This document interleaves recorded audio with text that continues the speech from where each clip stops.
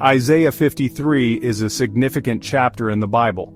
It is part of the book of Isaiah, which is in the Old Testament. This chapter speaks about a mysterious figure called the suffering servant. Many believe this figure foreshadows Jesus Christ. Isaiah lived many years before Jesus was born. His words in Isaiah 53 seem to predict the life, suffering, and death of Jesus. The chapter is written in a poetic style. This makes it both beautiful and powerful to read. Isaiah 53 is a prophecy. It tells beforehand what will happen in the future. This prophecy is about someone who will suffer greatly for the sins of others. It describes how this servant will be rejected and despised. However, it also says that this suffering will have a purpose. This chapter is important for Christians. It helps them understand the meaning of Jesus' death. It shows how his suffering and death provided forgiveness for sins. This passage offers a message of hope and salvation. The theme of rejection is central to Isaiah 53. The chapter describes how the suffering servant was despised and rejected by his own people. He was seen as undesirable and someone to avoid. People turned away from him in disgust. His suffering wasn't just physical. He also endured emotional and spiritual suffering. He was mocked, ridiculed, and falsely accused. He was treated as an outcast and separated from others.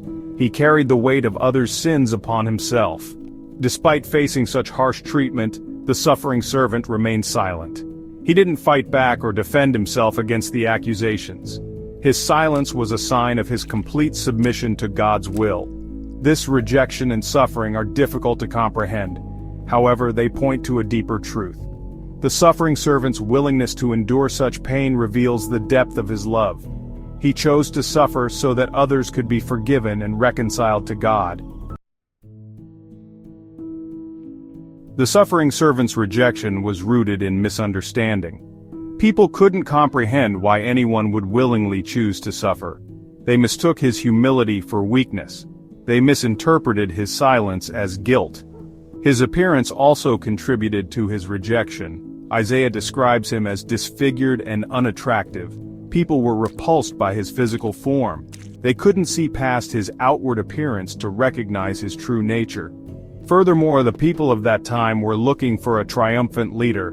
They expected someone who would deliver them from their enemies through military might. The suffering servant, however, didn't fit this expectation. He came offering a different kind of victory, one achieved through humility and sacrifice.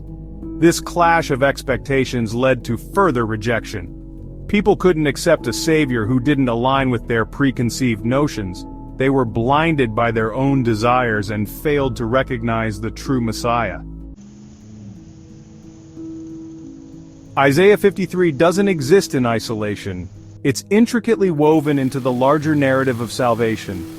This chapter reveals God's plan to redeem humanity from sin.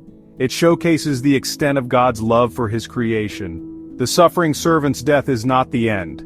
Isaiah prophesies about his resurrection and exaltation. This points towards victory over sin and death. It speaks of hope and new life for those who believe. This chapter also highlights the concept of atonement. The suffering servant takes upon himself the sins of the world. He becomes a substitute, bearing the punishment that rightfully belonged to others. Through his sacrifice, he makes a way for reconciliation between God and humanity. Isaiah 53 ultimately points towards the ultimate act of love and sacrifice, the death and resurrection of Jesus Christ.